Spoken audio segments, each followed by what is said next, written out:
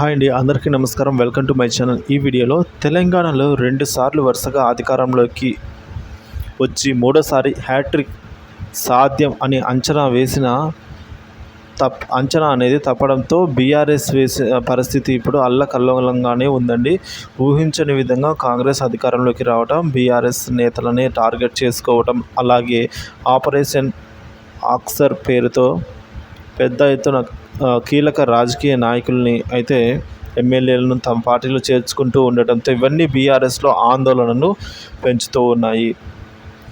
గత బీఆర్ఎస్ ప్రభుత్వంలో కీలక పదవులు అనుభవించిన వారు, తమకు అత్యంత సన్నిహితులుగా వ్యవహరించిన వారు సైతం పార్టీ అధికారంలో లేకపోవడంతో కేసులకు భయపడే కాంగ్రెస్ ఇచ్చే పదవులపై ఆశతో పార్టీ మారుతున్నారు. ఈ పరిణామాలన్నీ బీఆర్ఎస్ నేతల్లో ఆందోళన కలిగిస్తున్నాయి.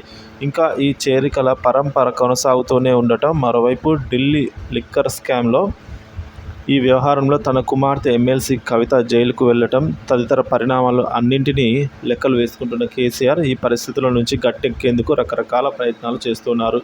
దీనిలో భాగంగానే భయ ఆందోళనలో ఉన్న పార్టీ క్యాడర్లో ధైర్యం నింపేందుకు ప్రయత్నాలైతే మొదలుపెట్టారు. తాజాగా పార్టీ ముఖ్య నాయకులతో ఈరోజు ఎర్రవల్లి ఫామ్ హౌస్లో అయితే కేసీఆర్ సమావేశమయ్యారు.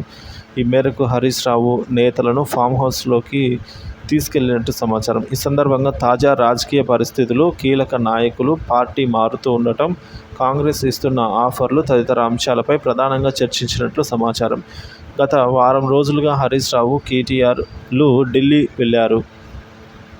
నిన్ననే రాష్ట్రానికి తిరిగి వచ్చారు. ఈ సందర్భంగా కేసీఆర్తో భేటీ అయ్యారండి హరీష్ రావు, కేటీఆర్ భేటీ నిన్న జరగగా ఈరోజు పార్టీ ముఖ్య నేతలతో కేసీఆర్ సమావేశం కావడం రాజకీయంగా చర్చనీయాంశంగా మారింది. త్వరలోనే కొంతమంది బీఆర్ఎస్ ఎమ్మెల్యేలు, ముఖ్య నాయకులు కాంగ్రెస్లో చేరబోతున్నట్టుగా వస్తున్న వార్తల్లో కేసీఆర్ అయితే అలర్ట్ అయినట్టుగానే కనిపిస్తూ ఉన్నారు ఫ్రెండ్స్.